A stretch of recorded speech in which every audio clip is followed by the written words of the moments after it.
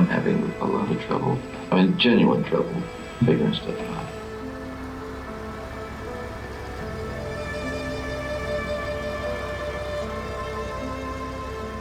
There are an infinite number of ways to explain how a man can come to the point where he destroys human life.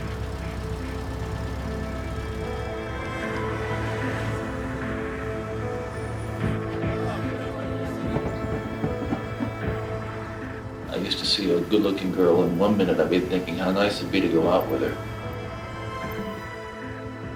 And then the next instant I was thinking how nice her head would look on a stick.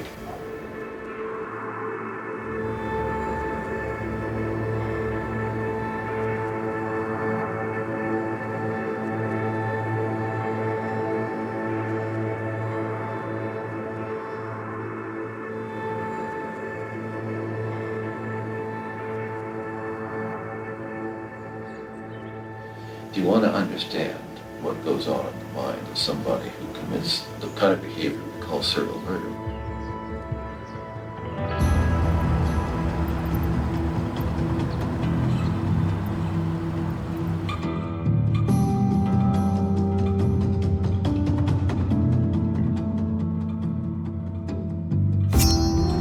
I think I have the ability to articulate what was going on inside me a lot better than a lot of other people, in a way that maybe people can understand.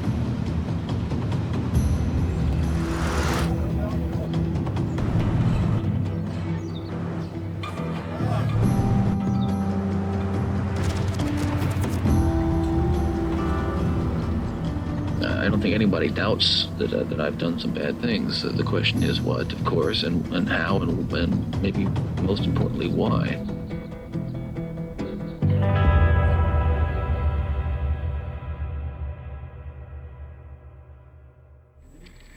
What would I like to know? Je m'appelle Robert Keppel et j'étais inspecteur pour le bureau du shérif du comté de King dans les années 70. Testing, 1, 2, 3, testing. This is a tape-recorded interview between Bob Keppel and Ted Bundy. Mr. Bundy, do you have any objection to the recording of this statement? No. Ce qu'on a constaté à force de lui parler, c'est que même quand il essayait de parler des autres, il parlait de lui en réalité, et de ce qu'il avait fait, de tous les meurtres. Who can say what's going through the man's mind? To him it's logical. There's a reason why he's doing it. To him he's making sense. Ma stratégie consistait à lui donner la possibilité de s'exprimer, parce que je savais que la seule chose qu'il pouvait faire, c'était parler de son expérience personnelle. Et c'est comme ça qu'il en est venu à me raconter ce qu'il avait fait. Est-ce qu'il en était conscient? Non. Non, pas du tout. Sinon, il se serait tu. It all began in Washington State. That's where I was living. That's where I grew up as a kid. And that's where I grew up as a young man, and those were those first crimes, incidences, murders that took place.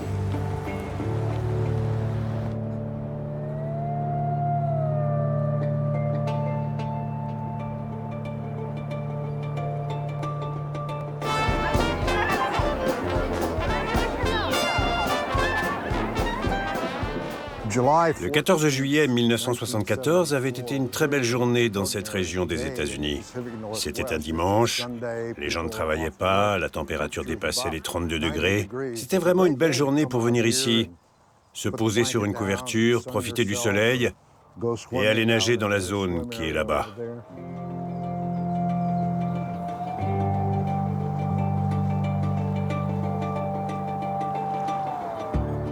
Je m'appelle John Sandifer.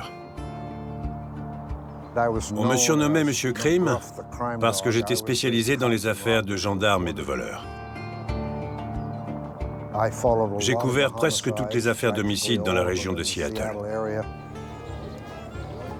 There were 40,000 people out here on that day, and some of them recall that Janice Ott had been asked by a good-looking young man wearing an arm cast to help her load his sailboat on the car in the parking lot beyond.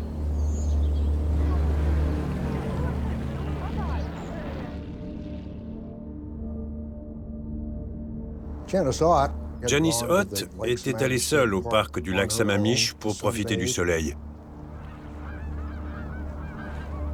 Elle a étalé une couverture par là-bas, et c'est là que le jeune homme avec le bras en écharpe l'a abordé, qu'il s'est présenté et qu'ils ont commencé à discuter. Il l'a convaincu de le suivre jusqu'au parking où sa Volkswagen était garée. Comment il a fait pour la convaincre de monter dans sa voiture, on ne sait pas. Très peu de temps après, il revient ici, dans ce parc, où il enlève Denise Naslund.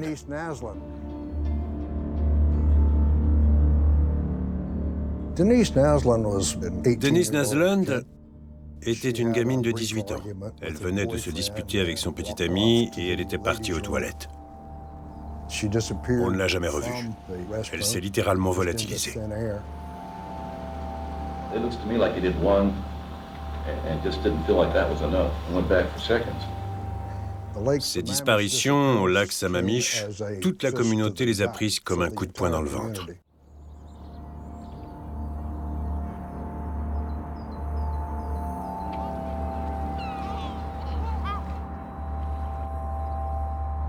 On était tous dans l'incompréhension totale. Ce qui s'était produit, pourquoi c'était arrivé, les circonstances dans lesquelles c'était arrivé. Ces jeunes femmes avaient disparu sans laisser la moindre trace. La question que toute la communauté se posait, c'était « Qu'est-ce qui se passe ici ?» La police ne savait pas, nous non plus. Mais ça faisait partie de mon boulot d'essayer de comprendre.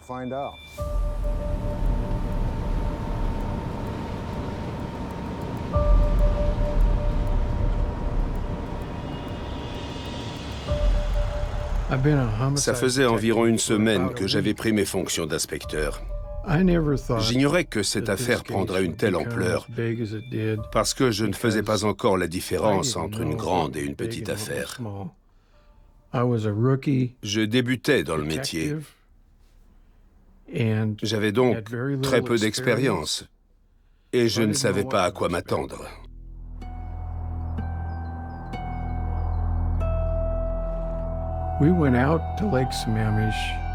On s'est rendu sur place et on a pris des photos de la plage, des chemins et du parking.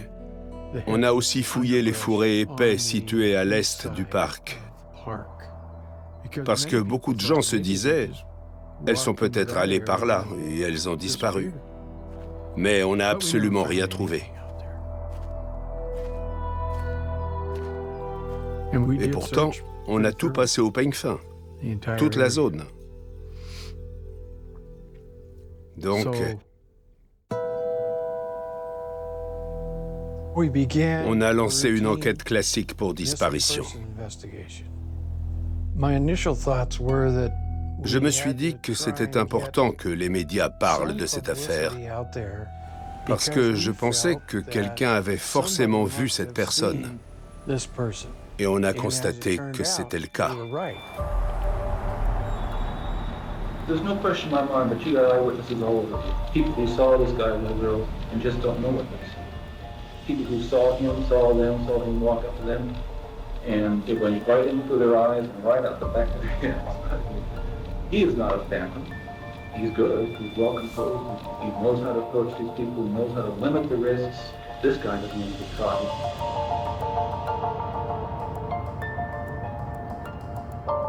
Les témoins du parc ont tous décrit à peu près la même personne. Jeune, beau garçon, T-shirt et short blanc, à l'aise pour s'exprimer, bien habillé, chaussettes blanches, chaussures de tennis blanches et le bras en écharpe. Ils ont dit que son accent n'était pas celui de quelqu'un de la région. Ils ont pensé que c'était un accent britannique.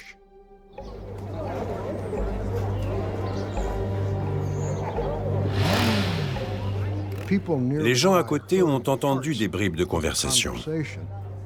Et ils l'ont bien entendu, elle, quand elle a dit « Je m'appelle Janice ». Et il a répondu « Et moi, Ted ».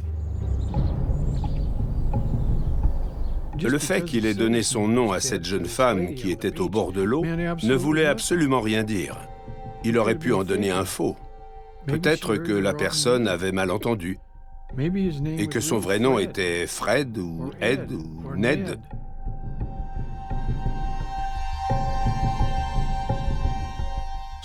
Certains témoins ont réussi à le décrire et à fournir les éléments nécessaires à un portrait robot. On a donc largement diffusé son nom ainsi que son portrait robot, notamment dans les journaux. Et on a reçu quelques 3500 témoignages. Tous les gens qui connaissaient un Ted qui vivait dans l'ouest de l'État de Washington ont appelé la police.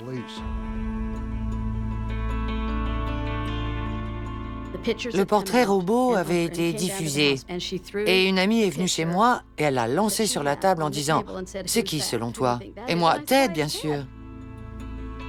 Et là, elle a fondu en larmes.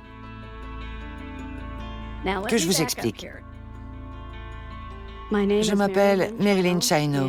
J'ai rencontré Ted Bundy en septembre 1969. Il sortait avec une amie à moi. On a fini par former une sorte de trio à Seattle, dans l'État de Washington. Quand le portrait robot est sorti, mon amie a été très secouée et elle n'a pas voulu appeler la police. Elle était terrifiée à l'idée que Ted sache qu'elle avait contacté la police. Et donc c'est moi qui les ai appelés à sa place. Et j'ai dit, je voudrais vous parler du portrait robot et de la Volkswagen.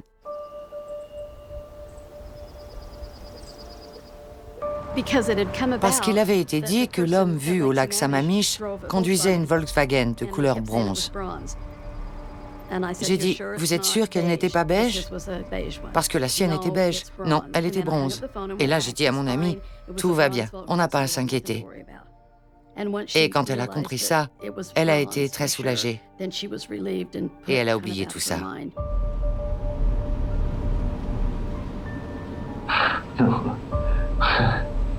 I know you cannot underrate the value of having citizens call in and express their fears to you about a given individual.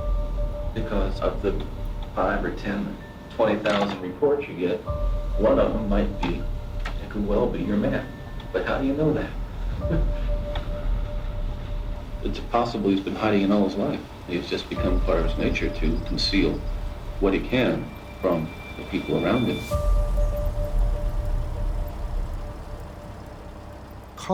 Les jeunes femmes vivaient dans la peur. On ne parlait que de ce genre de crime et la communauté tout entière était terrorisée. Il se passe quelque chose, mais on ne sait pas quoi, on ne sait pas qui, et la police non plus.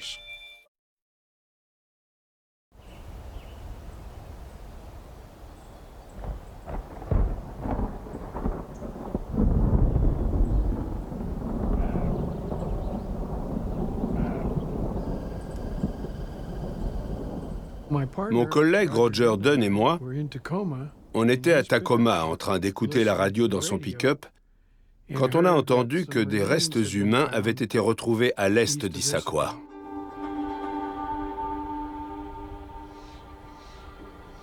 On s'est regardé avec Roger et on s'est dit, et voilà, c'est ce qu'on attendait depuis un moment.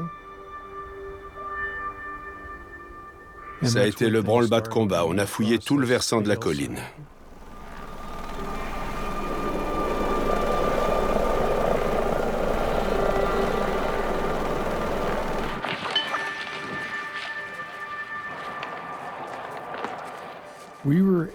On est resté environ 7 jours sur place, à passer au crible l'intégralité du versant de la colline, en rang serré, parfois à 4 pattes.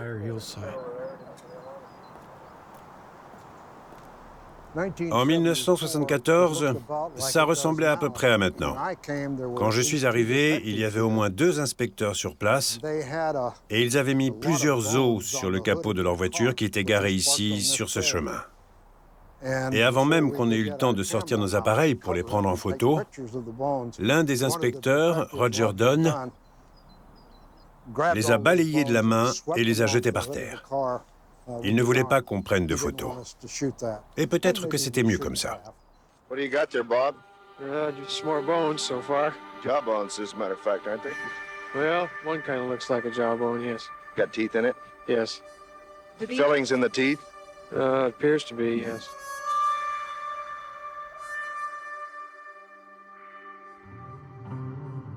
On avait le maxillaire de l'une des femmes, un crâne et le maxillaire d'une autre femme. Les maxillaires avaient été fracturés et on avait un crâne fracturé lui aussi. Rien que des os, pas de chair. On a aussi retrouvé des cheveux qui étaient blonds. C'étaient ceux de Janice Ott.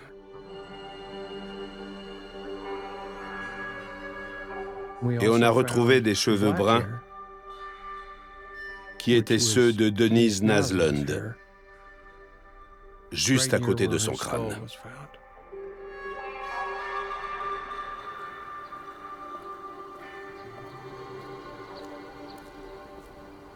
La mère de Denise Naslund était anéantie.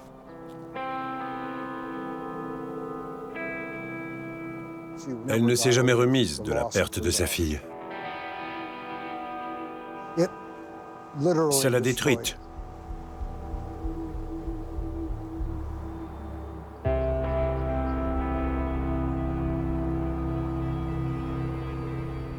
Tout le monde était aussi horrifié que moi qui couvrait l'affaire. Qui peut faire une chose pareille? Quel animal est capable de ça? Good question. It's hard to put into words. After killing someone is not a common experience.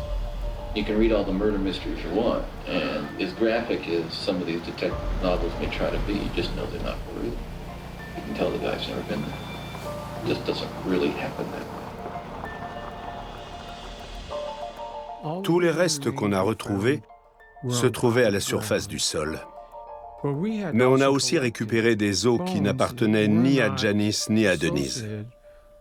Et à l'époque, on ne savait pas à qui ils appartenaient. Let me start this way. I understand that at the Issaquah site, there were remains of 3 individuals found, 2 identified and 1 not. The unidentified remains, I can whisper it to you. Well, can you hear that? I can hear you. Okay. The name that was George Ann Hawkins. Probably you had found damage to the head. The jaw in particular probably broken.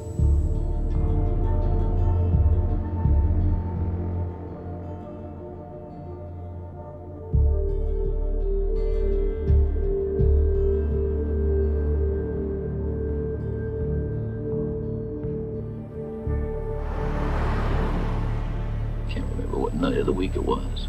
Thursday night, I believe, I don't know. 11 to 12, probably closer to 12, on a warm Seattle night. I think it was clear. I was moving up the alley using a briefcase and some crutches, and a young woman walked down toward me. And about halfway down the block, I encountered her and asked her to help me carry the briefcase, which she did, and we walked back up the alley.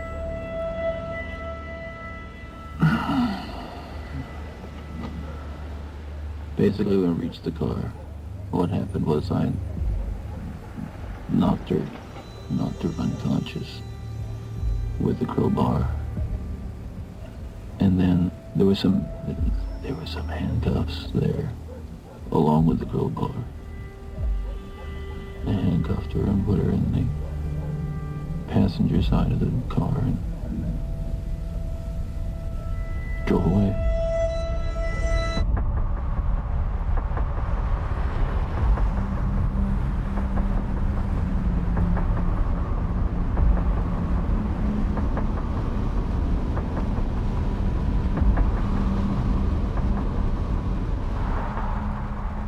She regained consciousness.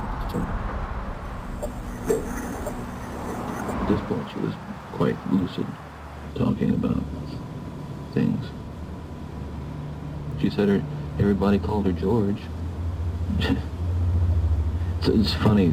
It's not funny, but it's odd the kind of things people say under those circumstances. She said that she thought that she had a Spanish test the next day, and she thought that I had taken her to help tutor me for a Spanish test. Odd thing to say.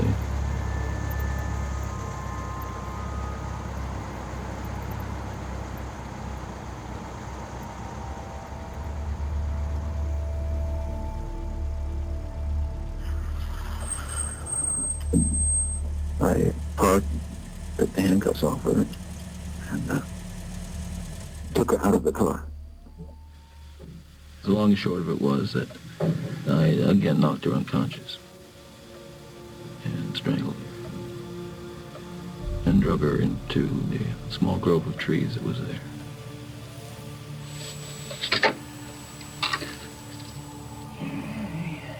The Hawkins girl's head was severed and taken up the road about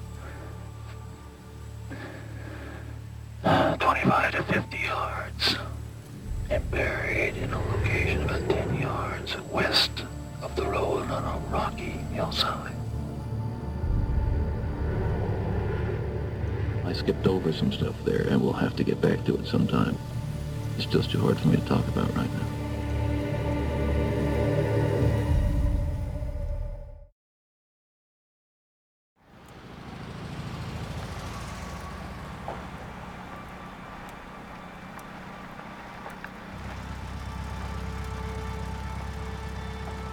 We have never had, and we still don't have anything positive. We have found nothing but human remains, not one button, ring, so forth. La police subissait une énorme pression pour résoudre l'énigme le plus vite possible. Mais ce que les gens ne comprenaient pas, c'est que ces crimes étaient insolubles à ce moment-là. Il n'y avait aucune preuve de rien. He's not leaving any clothing on the victims. He wants to leave a minimum amount of evidence at the scene. He's read enough about cases in the newspaper or perhaps in detective magazines. He knows about fires, he knows about hairs and whatnot. He's simply throwing the stuff out the window of the car he's driving along. That's not particularly a bad way of getting rid of such things because there's trash along the highway all the time. It's just collected.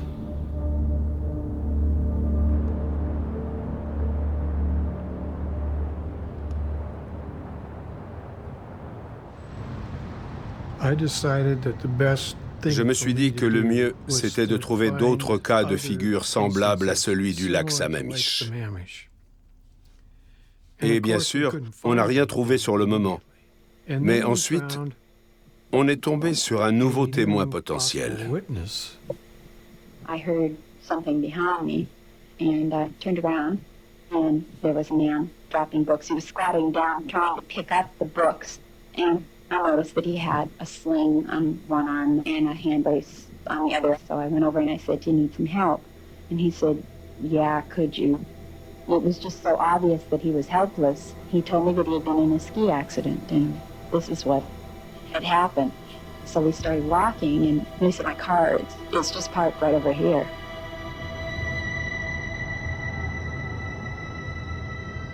So we walked across the bridge. It was a Volkswagen. I think it was brown. He went to unlock the door on the passenger side. Then he dropped the key. And he said, "Do you think you could find it for me? Because I can't feel with this thing on my hand." I was cautious at that time, so I didn't want to bend over in front of him. So I said, "Let's step back here and see if we can see the reflection in the light." So we stepped back behind the car. I squatted down, and luckily I did see the reflection of the key in the light. So I picked up the key, and I dropped it in his hand, and I said, "Well, goodbye." Could you describe who it was? Maybe 6 foot, absolutely no taller than 6 foot. He had light brown, kind of shaggy hair, no real style, no real cut. He was thin. He was dressed kind of sloppily, not real grubby, but nothing outstanding. It was just a very ordinary conversation, really. Tout ça indiquait qu'il n'en était pas à son premier coup et qu'il n'allait pas s'arrêter là.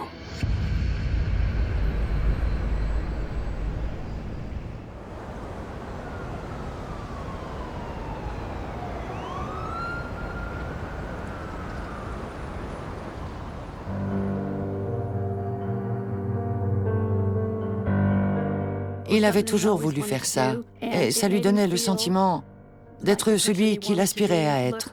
Quand on vient d'une famille prestigieuse, on fait des études de droit. Il cherchait toujours à être quelqu'un qu'il n'était pas.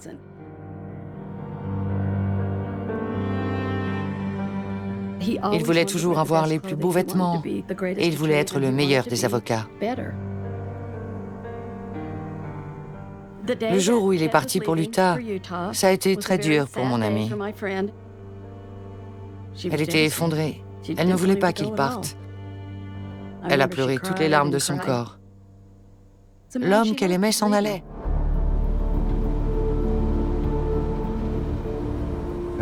La découverte des restes humains à Issaquah n'a pas débouché sur grand-chose.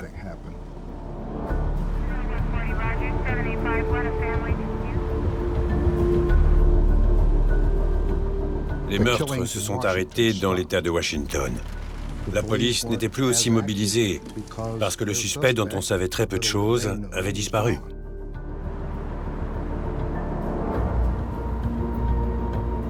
J'ai rencontré Ted à la faculté de droit de l'université d'Utah, à Salt Lake City. Il était très sympa et il s'intéressait au gospel, à la Bible et aux livres de Mormon. Et on a passé beaucoup de temps ensemble à discuter religion. Notre but était de le convertir. Je m'appelle Larry Anderson. Je l'ai initié à l'Église de Jésus-Christ des Saints des Derniers Jours et je l'ai baptisé. Il était très ouvert, amical, et il cuisinait très bien. Les filles l'aimaient bien, il était bel homme. On a fréquenté pas mal de monde ensemble. Un soir, il nous a invités à dîner chez lui. C'était un fin gourmet. À l'époque, les journaux de la région avaient publié pas mal de choses sur ce qu'ils appelaient le meurtrier Ted. Et ils avaient diffusé son portrait robot. On plaisantait entre garçons. On se demandait ce qu'on ferait de ce type si on l'attrapait. Un jour, on a pris le portrait robot, chacun l'a tenu comme ça devant lui, puis l'a passé à son voisin. Je peux vous dire que ce n'était pas du tout ressemblant. On s'est mis à rire et Ted a dit « Je sais comment il faut faire pour ne pas se faire prendre. Vous tuez une personne dans un comté, vous jetez son corps dans un autre, ses habits dans un troisième, et les outils et tout le reste encore ailleurs. Et il n'y aura jamais aucune communication entre les comtés. Quand un policier trouve des vêtements ensanglantés quelque part, il ne communique pas l'information à d'autres comtés. On ne trouvait pas ça étrange à l'époque. On riait. Ça nous amusait bien. Avec le recul, je pense qu'il jouait avec nous. Il disait « C'est moi le meurtrier, mais vous ne comprenez rien. »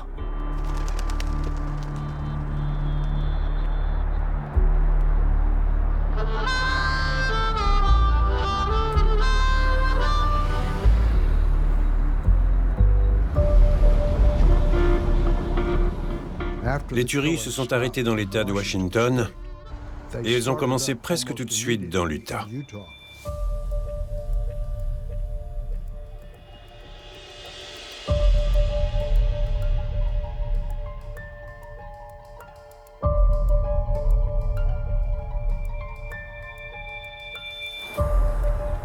He's just driving along and sees something he likes. He parks the car and make a move. What are you doing? He's doing it very fast. And nobody's gotten away from it. It's very impressive.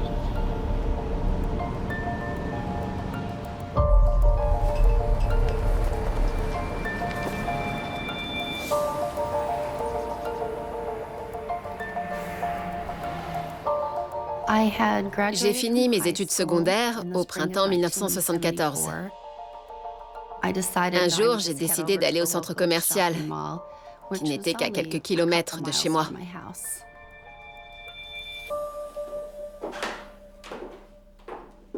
Je m'appelle Carol Ann Daronch et j'ai été kidnappée par Ted Bundy en novembre 1974.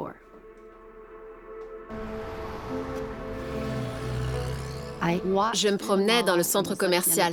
Je regardais la vitrine de la librairie quand un homme m'a abordée en se présentant comme policier, me disant qu'il s'appelait Roseland. Il m'a dit qu'il avait surpris quelqu'un en train d'essayer de forcer la serrure de ma voiture. Donc il m'a demandé si je voulais bien aller avec lui sur le parking pour vérifier que tout était OK. Arrivé à la voiture, j'ai ouvert la portière et j'ai vu que tout était en ordre. Et là, il a dit « En fait, on a arrêté le suspect qui essayait de voler votre voiture. Il a été conduit jusqu'à une antenne de police du centre commercial. Est-ce que vous avez le temps de vous y rendre pour déposer plainte ?» J'ai dit « Bien sûr, allons-y. » On a donc traversé la rue et on s'est dirigé vers un autre bâtiment. Et là, c'était derrière une laverie automatique. Il a essayé d'ouvrir une porte. C'était censé être l'antenne de police, mais la porte était fermée. Il a dit « Ils ont dû l'emmener au poste principal. » Et c'est à ce moment-là, je crois, que j'ai remarqué que son haleine sentait un peu l'alcool. Et j'ai dit « Vous avez des papiers ou quelque chose ?» Il a ouvert son portefeuille. Il avait un insigne dedans. Et j'ai dit « Bon, d'accord. »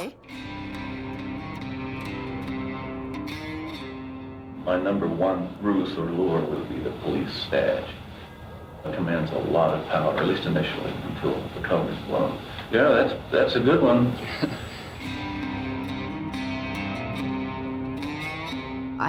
J'ai toujours respecté l'autorité, donc je l'ai cru. Et quand il m'a demandé de le suivre, je me suis dit que c'était ce qu'il fallait que je fasse. On a donc remonté la rue ensemble jusqu'à sa Volkswagen qui était garée là. J'ai trouvé ça un peu bizarre comme voiture, mais je me suis dit que c'était peut-être un policier en civil. On est monté dedans, mais je n'étais pas à l'aise. Et c'est à ce moment-là, je crois, que je me suis dit que j'avais fait une erreur.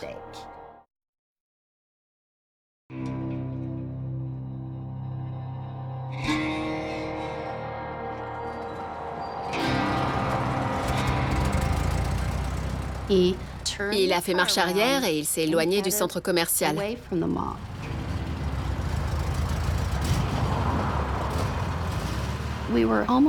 On avait presque fait la moitié du chemin quand tout à coup, il a fait une embardée et il s'est arrêté net sur le trottoir. Là, j'ai compris qu'il y avait quelque chose qui clochait et je me suis mise à crier « Qu'est-ce que vous faites? C'est pas le commissariat. Pourquoi vous vous arrêtez ?» J'étais totalement paniquée. Je ne comprenais plus rien et lui ne me disait absolument rien. Il ne me répondait pas. Il essayait de m'attraper les mains et il m'a passé une menotte à un poignet. Je me suis débattue, si bien qu'il n'a pas réussi avec l'autre poignet. Je lui donnais des coups, je hurlais, je me débattais. Je me suis cassé tous les ongles. Je savais qu'il allait me tuer. À son visage, à la façon dont il se comportait. Il était devenu complètement fou, un monstre. J'ai vu défiler toute ma vie et je me suis dit, mes parents ne sauront jamais ce qui m'est arrivé. Et là, j'ai vu qu'il tenait un revolver et il m'a dit, je vais t'exploser la tête. Et je me suis dit, vas-y, sors. Tout plutôt qu'il m'emmène quelque part. Et à ce moment-là, j'ai réussi à ouvrir la portière et à sortir de la voiture. J'ai continué à me débattre à l'extérieur de la voiture. Je voyais qu'il avait un pied de biche à la main. J'avais un bras levé pour éviter qu'il me frappe avec et à ce moment-là, une voiture est arrivée en sens inverse. Et j'ai réussi à traverser la route. Je me suis précipitée sur la portière pour l'ouvrir et je me suis jetée dedans. Je pleurais. J'étais dans tous mes états. Je disais, ce type, il a essayé de me kidnapper. J'étais sûre qu'il allait recommencer avec quelqu'un d'autre. Quand il est parti, Il a pris la direction de Bountiful, une autre ville. Bountiful était une ville très tranquille. C'était avant tout une ville dortoir pour les gens qui travaillaient à Salt Lake City. Je m'appelle William O'Collard, mais on m'appelle Bill. J'ai travaillé sur l'affaire Ted Bundy en 1974. Deborah Kent était une jeune femme de 17 ans pleine de vie. Quelqu'un sur qui on pouvait compter, une fille en or. Le 8 novembre 1974, elle est allée assister à une pièce de théâtre dans un lycée de Bountiful en compagnie de ses parents. Et vers la fin de la pièce, ils lui ont demandé d'aller chercher son frère à la patinoire. Quand ils sont sortis, ils ont constaté que leur voiture était toujours garée sur le parking. Et ils ont compris qu'il s'était passé quelque chose. Was she killed right there at the school? No. But you are responsible for her death, though. Yes. Did it take place in your car or? No. In the place where I lived. Oh, you took her home? No. I did keep her there for a period of time. Day. 24 hours. Sure. Was she alive during that time period? Let's see, during half of it.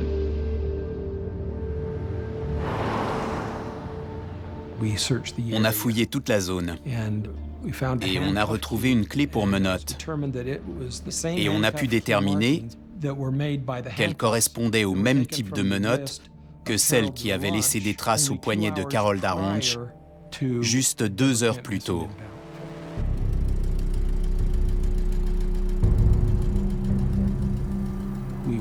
On était à peu près sûr qu'il s'agissait de la même personne dans les 2 cas. Mais on n'avait aucune piste. I was in a sheer state of panic, just absolute horror. I just had to get every reminder of that incident out of the car, if it's possible.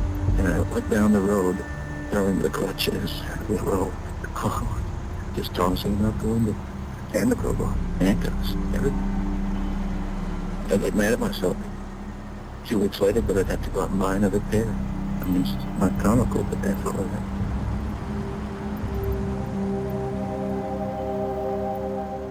Je culpabilise d'être resté en vie, parce que comme il n'a pas réussi avec moi ce soir-là, il est allé là-bas, et je pense qu'il était foudrage quand il est tombé sur elle.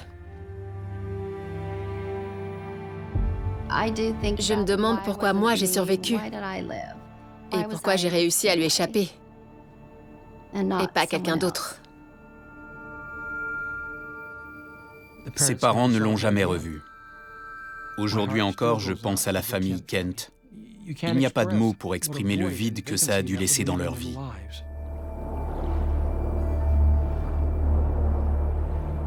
On ignorait tout de ce qui se passait dans l'Utah. Les différentes polices ne parlaient pas beaucoup. C'était parfois par jalousie, parfois par, appelons ça de l'incompétence, et parfois parce que ce n'était pas comme ça qu'ils procédaient, tout simplement. Chaque police enquêtait sur ses propres crimes ou homicides, et partait du principe que c'était sans lien avec les homicides qui pouvaient survenir ailleurs.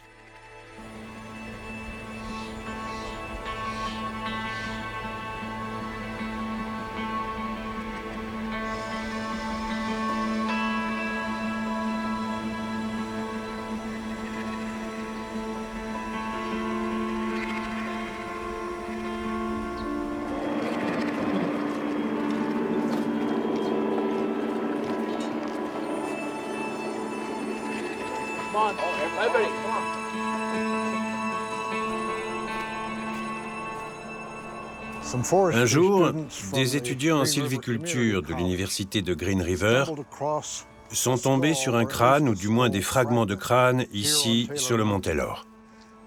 C'est une zone assez accidentée, située à l'est de Seattle, à environ 30 km. Ce sont les contreforts de la chaîne des Cascades. Quand on est arrivé, il y avait 7 ou 8 voitures de police sur place. Il y avait tout un groupe de personnes qui travaillaient dans la forêt et sur le coteau. Il y en avait jusque dans la zone boisée. Je vais vous montrer. Juste là. Le porte-parole auquel on avait affaire était l'inspecteur Bob Keppel. Could a man carry a dead body in as far as 1,000 feet or so through that kind of terrain? It would be a real job to do it. Anything's theoretically possible, but it's not too probable that it occurred here, no. Les recherches sur le mont Taylor se déroulaient à au moins 300 mètres du chemin de terre. Donc ça faisait une sacrée surface à fouiller, en rang serré et parfois à quatre pattes. À un moment, je suis tombé et quand j'ai levé les yeux, j'ai vu un crâne. On n'a rien trouvé d'autre que des fragments de crâne.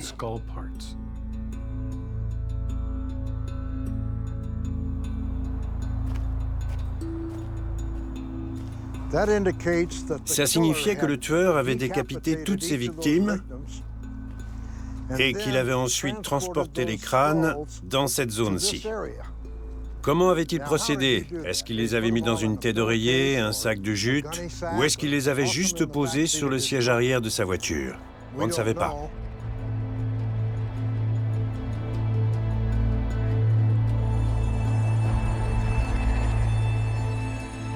Les crânes de 4 femmes ont été retrouvés au mont Taylor. Linda Ann Healy, Susan Rancourt, Roberta Parks et Brenda Ball.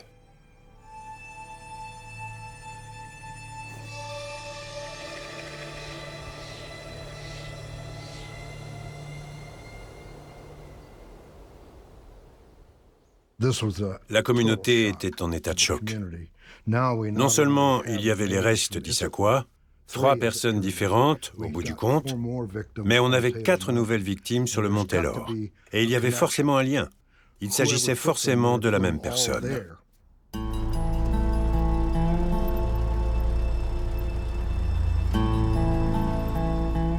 Les agences de presse ne savaient plus où donner de la tête.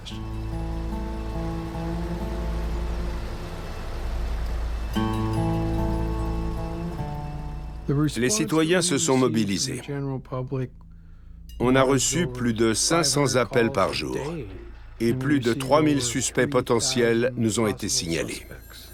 Comment traiter un tel volume d'informations?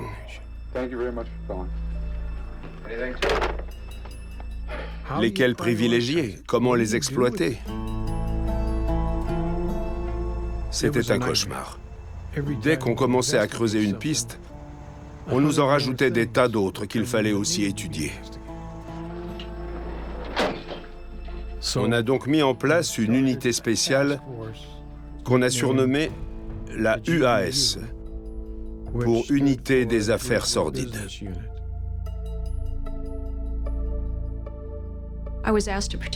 On m'a demandé de faire partie de cette unité parce que j'avais déjà enquêté sur des crimes sexuels.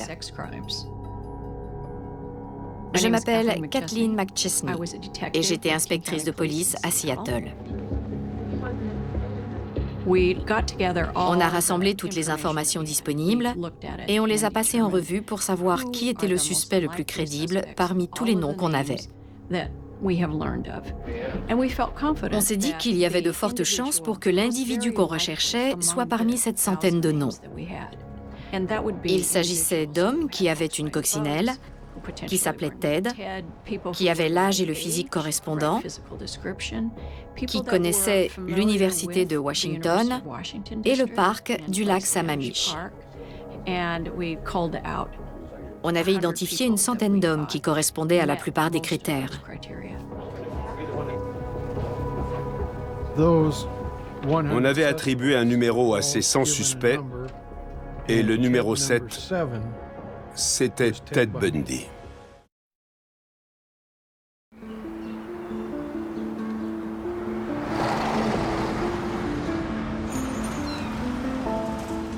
Il est difficile de démêler le vrai du faux concernant la naissance de Ted Bundy. Je m'appelle Rebecca Morris et je suis autrice. Louise Cowell vivait avec ses parents en Pennsylvanie et elle a accouché de Ted dans un foyer pour filles-mères du Vermont. En 1946, il était encore très mal vu d'avoir un enfant hors mariage. Donc les grands-parents de Ted se sont fait passer pour ses parents. Il y avait beaucoup de violence à la maison. On sait que ses deux grands-parents avaient des problèmes psychologiques. Son grand-père battait sa femme et ses filles. Lorsque Ted a eu 5 ans, sa mère et lui ont été envoyés par d'autres membres de la famille à Tacoma, dans l'État de Washington, où ils ont vécu avec un oncle de Louise. Cet homme était un modèle pour Ted. C'était un professeur de musique cultivé, qui avait une belle voiture, qui avait voyagé en Europe. Et Ted aspirait à ce genre de vie. Puis Louise a épousé Johnny Bundy.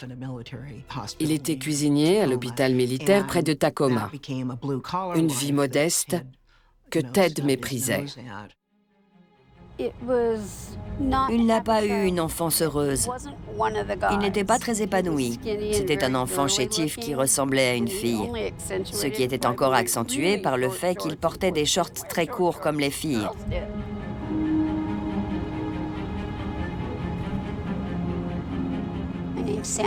Je m'appelle Sandy Holt et j'ai grandi dans le même quartier que Ted, de l'âge de 5 à 15 ans. Pendant longtemps, il a eu de gros problèmes d'élocution. Il n'arrivait pas à prononcer certains mots, donc il était très difficile à comprendre. Je crois que ses problèmes d'élocution étaient dus aux maltraitances infligées par son grand-père.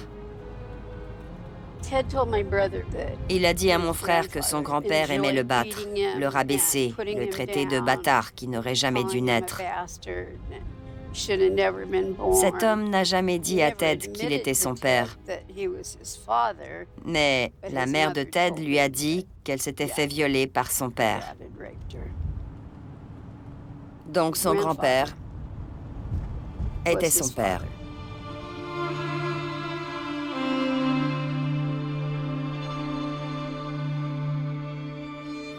Quite frankly, the only thing that really counts in my mind is what happened when he was 5 years old or 10 years old. Everything that's happened to that guy that brought him to the point where he acts in such a destructive and deadly way. And that's what's important. Il ne ressemblait pas aux autres garçons. Un jour, il a suspendu un des chats errants du quartier à un fil à linge. Il l'avait trempé dans de l'essence à briquet et il y a mis le feu. J'ai entendu le chat pousser des miaulements atroces. Et le temps que quelqu'un arrive avec un tuyau d'arrosage, la pauvre bête était morte, évidemment. Elle n'avait pas supporté. Je crois que c'était la maison de Ted. Ils ont mis de nouveaux volets, une nouvelle porte. Ils ont voulu changer l'apparence extérieure avec un nouveau toit.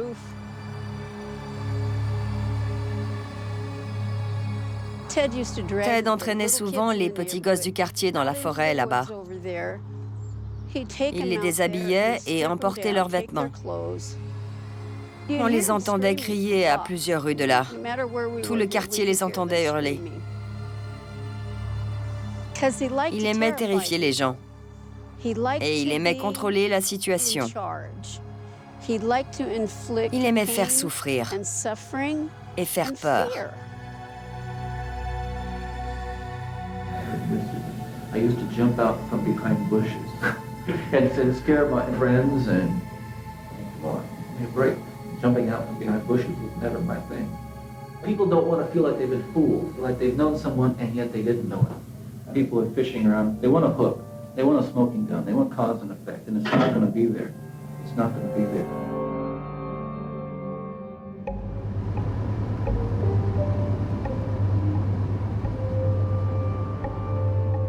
Ce jour-là, il y avait un policier encore en service dans sa voiture qui attendait juste l'heure de rentrer chez lui. Tout à coup, il a vu une drôle de Volkswagen passer devant son domicile. Donc, il a décidé de suivre cette voiture. Il a allumé son projecteur. Dès que la Volkswagen a vu la lumière, elle a foncé. Elle a grillé plusieurs stops et un feu rouge. Là, le policier a mis son gyrophare et Ted s'est garé. Il a bondi de sa Volkswagen avec les mains en l'air en disant « Je ne savais pas que vous étiez de la police ». Ted était habillé tout en noir, ce qui a intrigué le policier. Il s'est dit que c'était sans doute un cambrioleur. Donc il l'a arrêté. Monsieur Bundy m'a appelé et m'a dit qu'il avait besoin d'un avocat. Je m'appelle Bruce Lubeck. J'ai été l'un de ses avocats lorsqu'il a été arrêté pour la première fois en 1975 à Salt Lake City. Il était simplement accusé de tentative de fuite et de possession d'outils de cambriolage. En ouvrant le coffre de la Volkswagen, le policier a découvert une cagoule et un bas avec 2 trous pour les yeux. De la corde, un pic à glace, des sacs en plastique. Les policiers ont aussi retrouvé des menottes, ce qui leur a mis la puce à l'oreille parce qu'une clé de menottes avait été retrouvée près du véhicule de la disparue de Bountiful. L'affaire a pris une toute autre tournure, car des menottes avaient aussi été utilisées lors de l'enlèvement de Carol Darronch à l'automne précédent.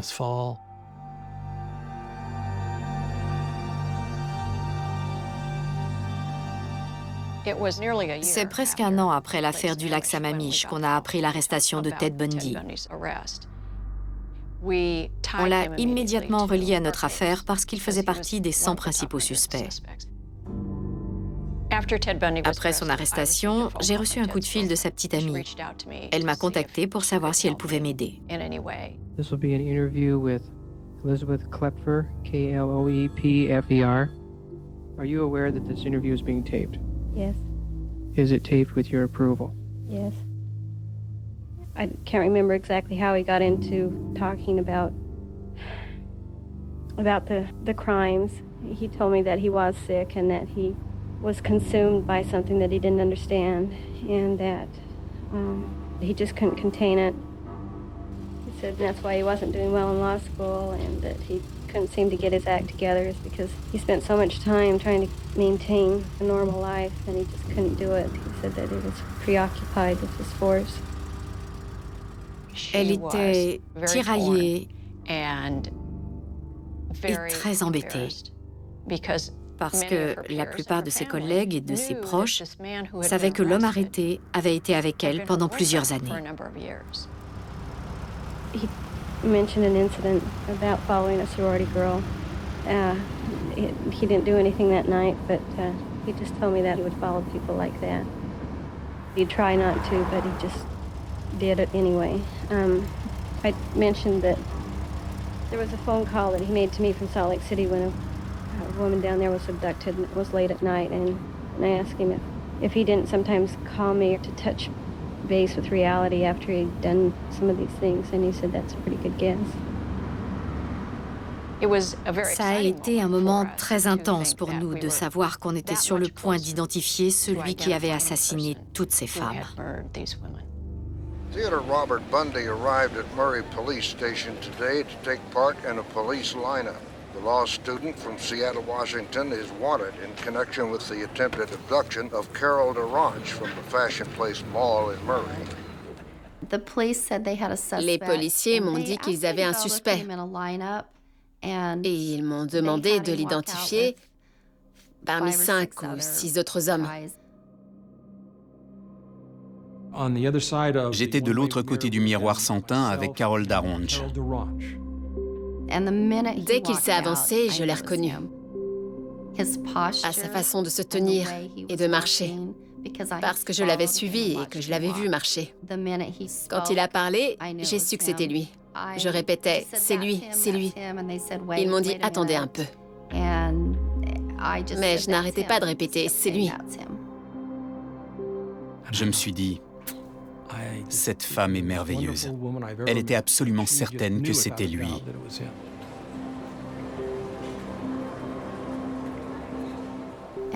Là, il a pris un avocat et on est allé au tribunal.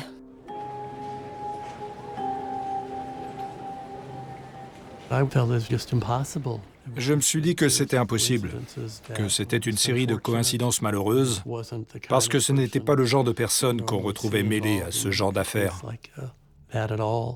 How do you feel about the justice system generally? Well, I'm sure it works, and you've got to have faith it'll work, or else you'd be reduced to some kind of, mumbling idiot. So, I think things are going to work out. Je ne pouvais pas y croire. Quand on a passé beaucoup de temps avec quelqu'un, on a forcément une bonne image de lui.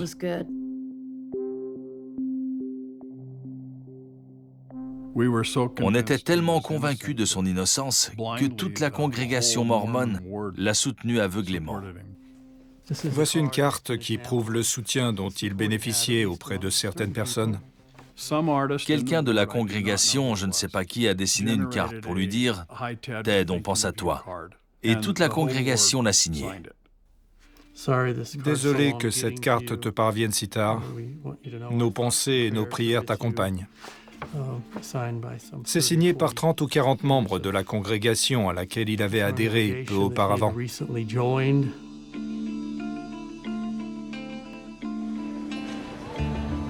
30-year-old Theodore Robert Bundy will stand trial today for the attempted kidnapping of Murray native Carol DeRanch in November of 1974. The case against Mr. Bundy, a law student from Seattle, Washington, hinges on the identification made by Ms. DeRanch at Salt Lake City Police Headquarters. Mr. Bundy denies all charges. Ted Bundy était extrêmement arrogant au tribunal. Il avait toujours un petit sourire aux lèvres. Il aimait contrôler la situation et assurer le spectacle.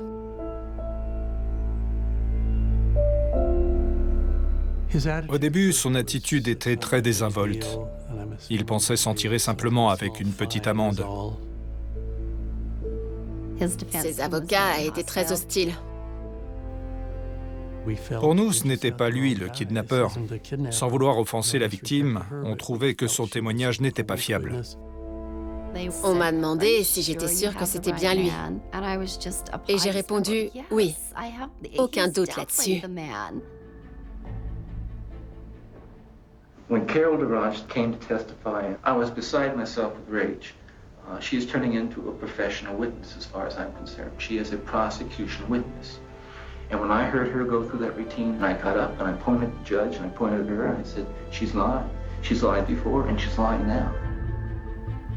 Le juge a déclaré M. Bundy coupable d'enlèvement et l'a condamné à 15 ans de prison dans l'Utah. M. Bundy était évidemment sous le choc.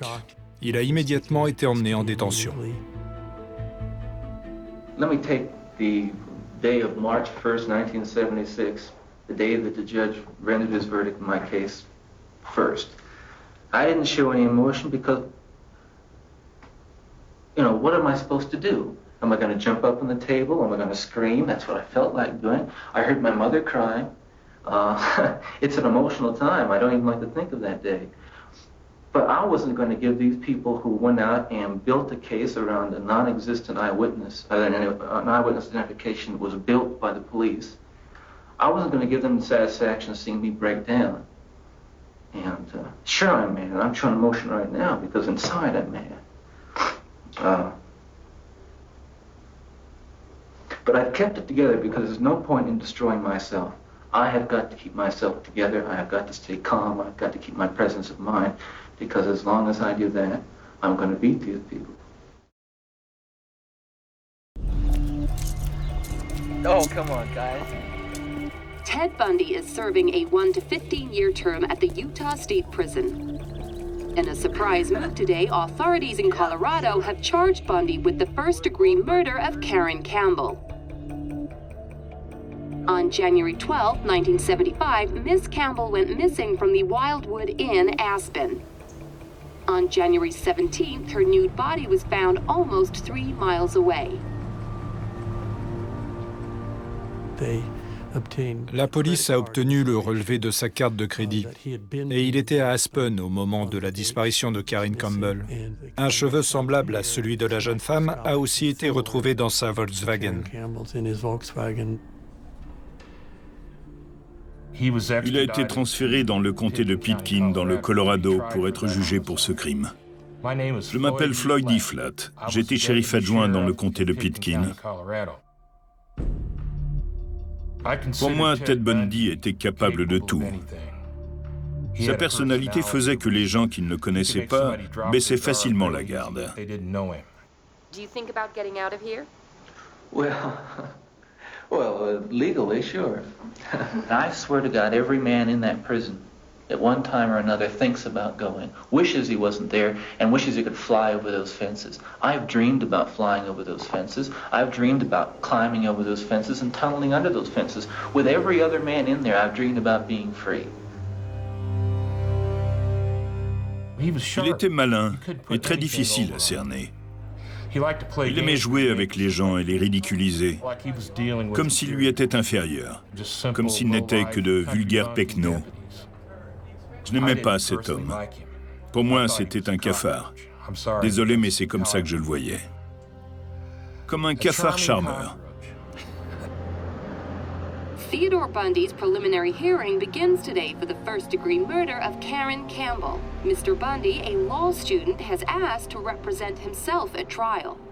Il avait libre accès à la bibliothèque de droit, ouverte à tous les avocats, car il assurait lui-même sa défense. Il y avait un agent pour le surveiller, mais il faisait des pauses pour aller fumer. Il sortait de la pièce, fermait la porte et restait devant. Donc Bundy a pris la tangente parce que l'agent n'avait pas pensé à la fenêtre.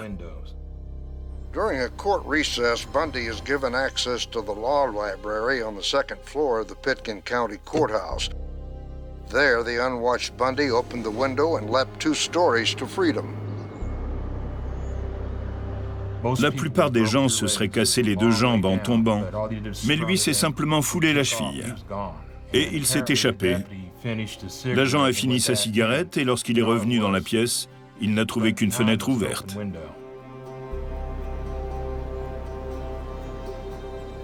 Je n'étais pas en service, mais j'avais mon équipement radio avec moi et j'ai entendu les collègues dire que Bundy s'était échappé. J'ai immédiatement été appelé pour un barrage. On arrêtait toutes les voitures pour les fouiller de fond en comble. On était sur les dents parce qu'avoir un type comme Bundy dans la nature, c'était comme avoir Frankenstein dans les parages.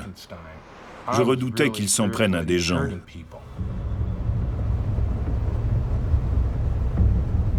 Il avait disparu depuis plus de 5 jours. On commençait à fatiguer quand on a décidé de patrouiller en direction de la montagne. Sur la route, on a croisé une voiture. Elle s'est déportée légèrement et a éteint ses phares en arrivant à notre hauteur. Donc j'ai arrêté le véhicule, j'ai inspecté l'intérieur avec ma torche pour voir s'il n'y avait pas d'armes, et puis j'ai regardé le conducteur. Il avait une casquette beaucoup trop petite pour lui. Il l'avait rabattue sur ses yeux, mais du coup on voyait presque tout l'arrière de son crâne. Je lui ai demandé de l'enlever, mais je ne lui ai pas laissé le temps de le faire. Je l'ai enlevé moi-même. Là, j'ai braqué mon arme sur sa tête en lui disant « Bonjour, Ted ». Bundy was back in court this morning. Hi, Ted. How you doing? Good. How are you? Here. Judge George Lohr advised him of additional charges: escape, second-degree burglary, misdemeanor theft, and felony theft. If Bundy is convicted of these counts, he could spend up to 90 years in prison.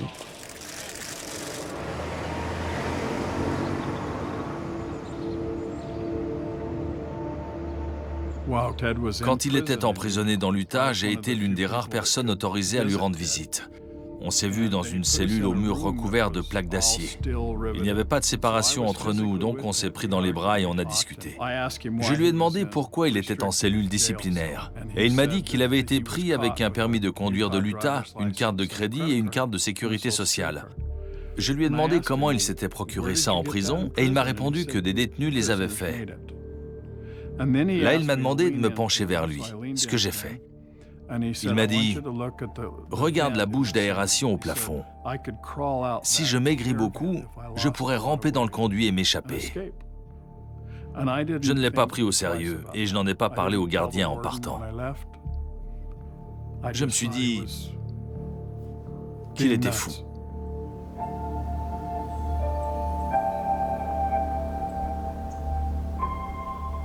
Ted Bundy has escaped again.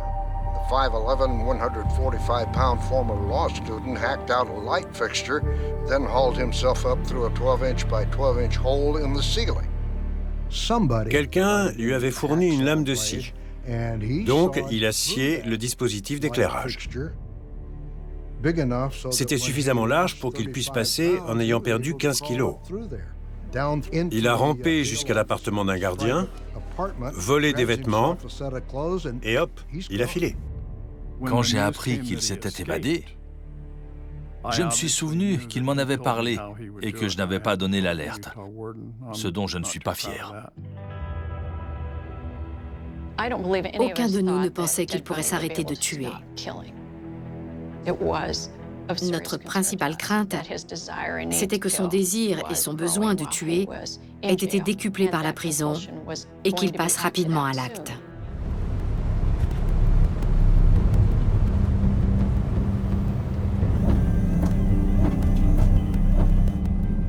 Il a fait du stop, pris le bus, le train, l'avion pour Denver, Chicago, Atlanta et Tallahassee en Floride.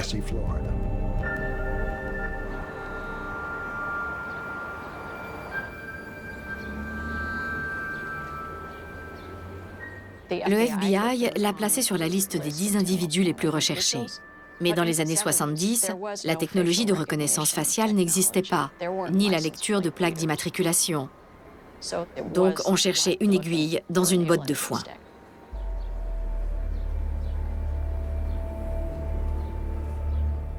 J'étais ravie de faire partie des Chi Omega. Pour moi, c'était la meilleure association étudiante du campus. Je m'appelle Cassie Kleiner Rubin. En 1978, je logeais à la maison de sororité. Je partageais une chambre avec Karen Chandler. Là-bas, tout le monde s'entendait bien. Margaret était très belle. Elle était aussi très gentille.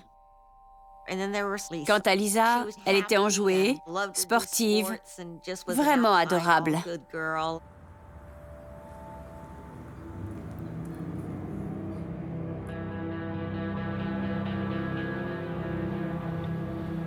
He's closely observing the scene and closely observing the victims for some period of time.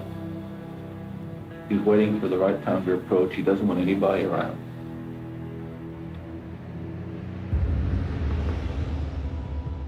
J'étais allée à un mariage. Je suis rentrée à la sororité et je me suis couchée vers 22h30. There's hunting involved in a certain amount of expertise, and there's something of an art to it. His hunt is somewhat simplified by the fact that he understands where they are.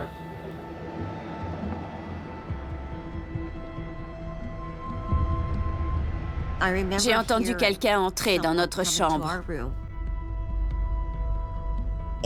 J'ai vu une silhouette noire, debout à côté de mon lit. C'était terrifiant. Je me souviens qu'il avait le bras en l'air comme ça et qu'il m'a frappée.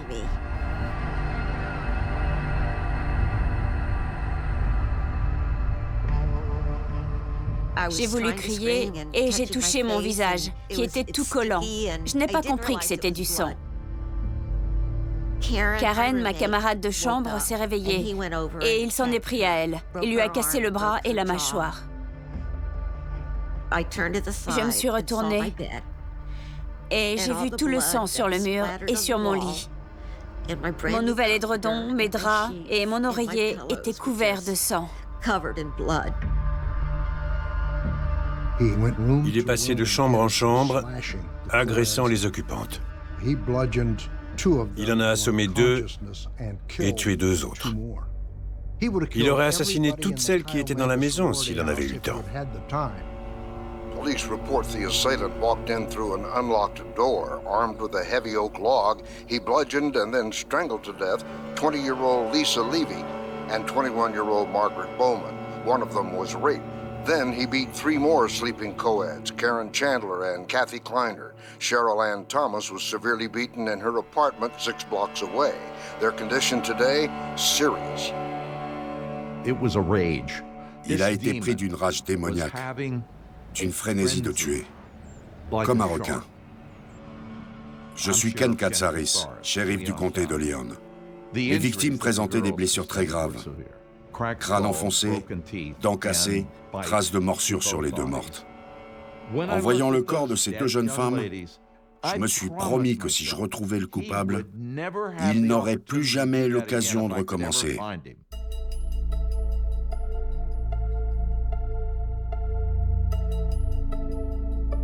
Quand on a appris pour ces meurtres, on a immédiatement suspecté Ted Bundy en raison de leur localisation, un campus universitaire, et de la sauvagerie de la scène de crime. Donc on a contacté la police de Floride. Sans vouloir éliminer d'hypothèse, j'avais du mal à croire qu'il se soit évadé du Colorado 15 jours plus tôt pour venir à Tallahassee. Mais on a fait passer l'info. On avait un tueur dans la nature. Personne n'avait entendu parler de Key Omega, vu que Tallahassee est à 150 km de Lake City. Ici, il n'y avait jamais de problème. Et puis, en ce matin du 9 février, tout a changé. 12-year-old Kimberly Leach went to Lake City Junior High as normal Thursday, February 9th. But by mid-morning, she was missing. Je m'appelle Ruby Bidonbo et j'étais dans la même classe que Kimberly Diane Leach.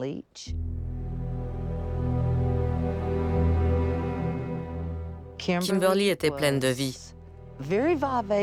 Elle avait un très beau sourire, très lumineux. On avait envie d'être amis avec elle. Cette matinée de février était froide et pluvieuse. On était dans ce même auditorium. Un autre camarade de classe, Tandy Barner, est venu voir Kimberly pour lui dire qu'elle avait oublié son porte-monnaie dans la classe de Madame Bishop.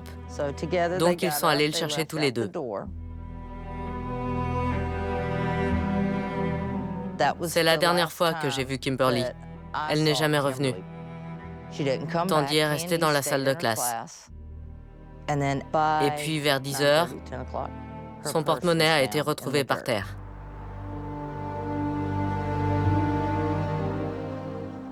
On aurait dit qu'il y avait eu une bagarre. Et là, tout le monde s'est mis à paniquer.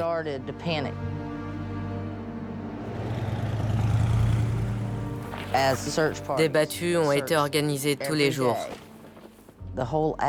Et l'ambiance est devenue très pesante.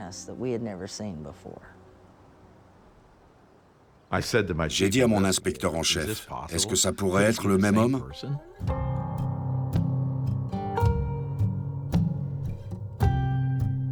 Pensacola police arrested this 31-year-old man in a stolen vehicle Wednesday. He claimed to be a Florida State University student, but now has been identified as murder suspect Ted Bundy.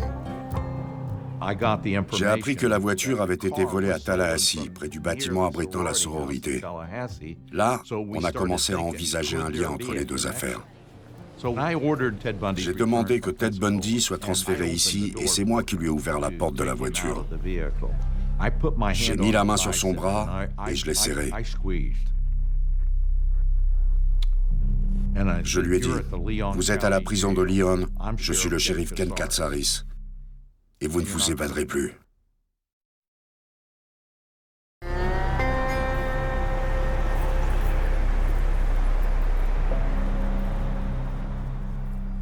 Ted Bundy était sur la liste des 10 hommes les plus recherchés par le FBI lorsqu'il a été arrêté au volant d'une Volkswagen volée à Pensacola. C'est comme ça qu'il a été arrêté. Au moment de son arrestation, il redoutait clairement ce qui allait lui arriver. On était pratiquement sûr qu'il était l'auteur des meurtres de la sororité. L'ennui, c'est qu'on n'avait aucune preuve directe. On avait des preuves indirectes et sa présence. Ted Bundy, un tueur présumé, était en ville au moment où ces meurtres avaient été commis. Mais ça ne tiendrait pas devant un tribunal. Il nous fallait impérativement des preuves directes. Et ça a été les traces de morsure. Il a mordu une première fois et a recommencé une deuxième fois encore plus fort en ouvrant la bouche encore plus grand. Il a laissé sa signature en mordant 2 fois, avec force, pour dire « C'est moi qui ai fait ça ». Il a fallu trouver comment prendre une empreinte de ses dents sans lui en parler avant. Parce que si je le prévenais, même en l'emmenant immédiatement, il risquait de se jeter sur la porte de sa cellule pour se casser les dents et les marques n'auraient plus correspondu. Donc je suis allé à sa cellule et je lui ai dit de venir avec moi. Il m'a répondu « Où on va? Qu'est-ce qui se passe ?» J'ai dit « Vous le saurez bien assez tôt. » On est arrivé par l'arrière du bâtiment pour ne pas qu'il sache où on était. En haut des escaliers, il y avait de grandes photos encadrées. En voyant toutes ces photos, il s'est mis à rire. Je lui ai demandé « Qu'est-ce qu'il y a de si drôle, Ted ?» Il a répondu « Je sais pourquoi on est ici. Vous allez m'emmener dans un studio pour qu'on prenne des photos de vous et de moi. Vous voulez me photographier ?» J'ai dit « Ah bon? Vous êtes malin. »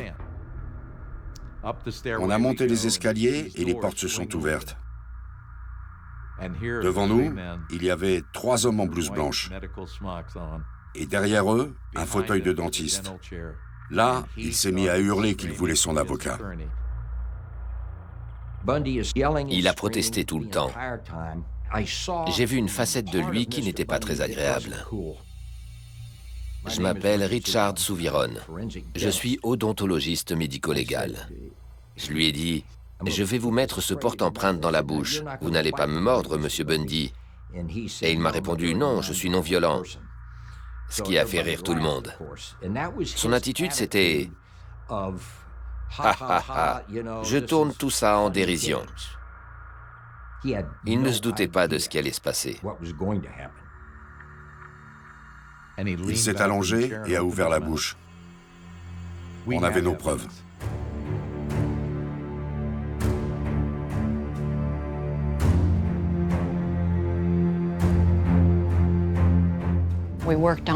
On a travaillé là-dessus tous les jours pendant des mois pour essayer de trouver une preuve matérielle. Un lien. Un témoin. Mais on n'avait rien. C'était très décevant.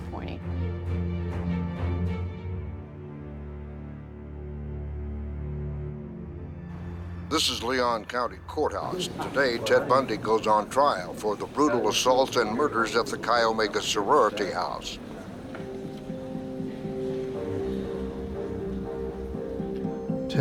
Il avait un avocat, mais je ne me souviens plus de son nom, car c'est surtout Ted qui parlait. What we see going on here today is something that I have no responsibility for, but something obviously that I will bear the complete consequences. Well, how do you On était face à un individu extrêmement narcissique qui se prenait pour le plus malin du tribunal.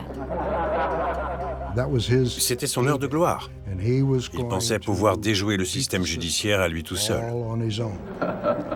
C'était une mascarade. Early in the afternoon, Kathy Kleiner, a victim who survived the brutal attack, described what she remembers. My jaw was broken in 3 places. I had lacerations on my shoulder. J'en avais mal au ventre de me replonger dans tout ça. Et je repensais à Lisa et à Margaret, qui étaient mortes, alors que ce type était assis là, avec son petit sourire. Toute l'affaire reposait sur le moulage de ses dents. Forensic dentist Richard Souviron said the bite marks on Lisa Levy were like fingerprints and pointed to Ted Bundy's mouth as the source.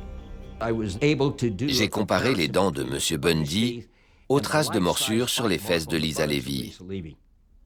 La morsure s'est faite dans cette direction. Ce sont les dents du bas qui ont fait ces marques-là. Puis il a bougé la tête et a mordu une deuxième fois comme ça. Donc une double morsure comme ça et comme ça. Mais l'élément décisif, ça a été ces marques-là. Les marques des dents du haut. On voit très clairement des arêtes vives dues à des ébréchures ou à des cassures. Il y a aussi une trace de raclement. Quand on mord, il y a un mouvement. C'est ça qui a été crucial. Parce que quand on rassemble tous ces éléments, on obtient quelque chose de caractéristique.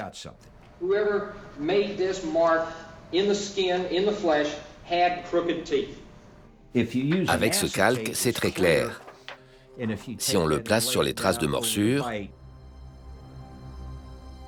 on voit que les 4 dents du bas correspondent. Ensuite, il a tourné la tête. Tout correspond. Can you tell us within a reasonable degree of dental certainty if those teeth made the marks on those photographs? Yes, sir. And what is that opinion, sir? They made the marks. Je crois qu'il a compris que c'était fini. Il ne pensait pas avoir laissé de preuves physiques. Et on ne lui avait jamais dit qu'on avait ce type de preuves contre lui. Donc j'étais content et soulagé. Just 6.5 hours after Judge Edward Coward handed the case to the jury, the panel returns with a verdict. Ted Bundy is guilty of all 7 counts of murder, attempted murder, and burglary. Il n'a pas vraiment réagi. Il n'a pas crié. Il a encaissé. J'en étais malade. J'avais été ami avec un type qui avait assassiné des tas de femmes. On avait dîné chez lui, fait des petites fêtes. Ça fait un choc. Quand il a été reconnu coupable, je me suis sentie soulagée, apaisée, parce qu'il ne ferait plus jamais de mal. C'était un malade, un pervers, et il allait être mis hors d'état de nuire. Mais ce n'était pas suffisant.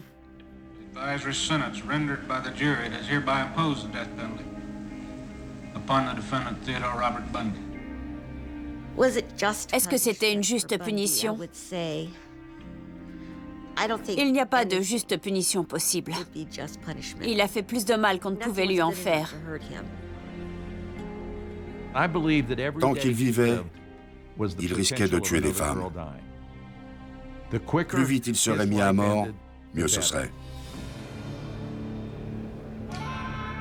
It's a tragedy for this court to see. It's such a total waste, I think, of humanity that I've experienced in this court. You're a bright young man. Il a été déclaré coupable, et puis il y a eu l'énoncé de la peine. Je me souviens que le juge lui a dit « Vous auriez fait un très bon avocat. J'aurais apprécié de vous entendre plaider devant moi. » Et il l'a condamné à la chaise électrique.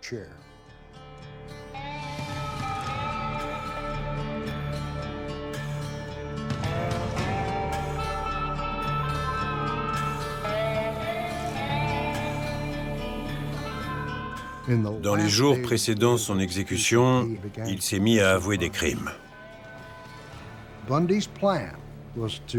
Il espérait obtenir un nouveau sursis à son exécution en donnant des informations sur des meurtres non élucidés. I will tell you and your fellow law enforcement officers everything I can to locate the remains of a number of people in your state and elsewhere. Make no bones about it, I am looking for an opportunity to piece it together. The crime scenes, the psychological stuff, everything. In a way that'll help not just you or the families, but that's very important, but also to help my own family. And we can't do that in 45 minutes, and we can't do that in 2 days. We only really have tomorrow and Sunday. Monday is basically just going to be for family. It could be the last day. Il a avoué une trentaine de crimes. Mais ce n'étaient pas des aveux complets. Il a joué avec nous jusqu'à la fin. Il n'a pas voulu donner de nom. Dans son esprit, Il avait besoin de manipuler tout le monde pour essayer de sauver sa vie. Sorry. I'm sorry. Not for me. I'm not looking for anything. I understand now a lot of stuff about myself. But the senselessness of it appalls me. It's too bad I wasn't in a position to talk about this years ago.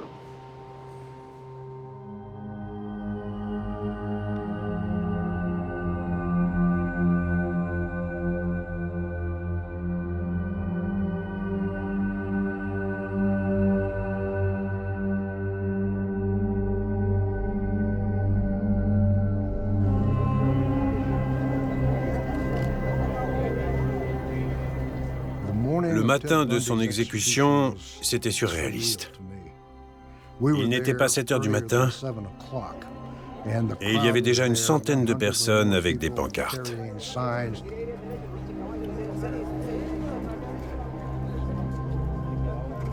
Les gens buvaient de la bière, du café, ils chantaient. We now see activity in the bottom right of the building as the death chamber is being prepared. Vers 7 heures, certaines lumières de la prison se sont éteintes. On nous avait dit que ça se produirait quand la chaise électrique serait mise en route. Puis un homme est sorti en agitant un mouchoir blanc pour dire que c'était fait. Là, la foule s'est déchaînée.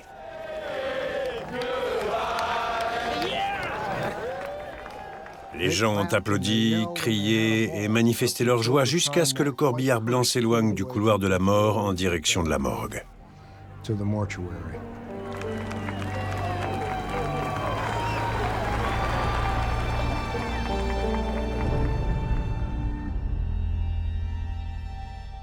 J'étais assise sur mon canapé et je sanglotais. J'ai pleuré toutes les larmes de mon corps. Il fallait que ça sorte. J'ai pleuré pour Lisa et Margaret. Je n'ai pas pleuré sur ma douleur ni sur ce qui m'était arrivé. J'ai pleuré pour elles. Je me souviens d'avoir éprouvé de la joie. On a fêté ça avec quelques amis. C'était un monstre. Et j'espère que sa mort permettra aux familles des victimes de pouvoir enfin faire leur deuil.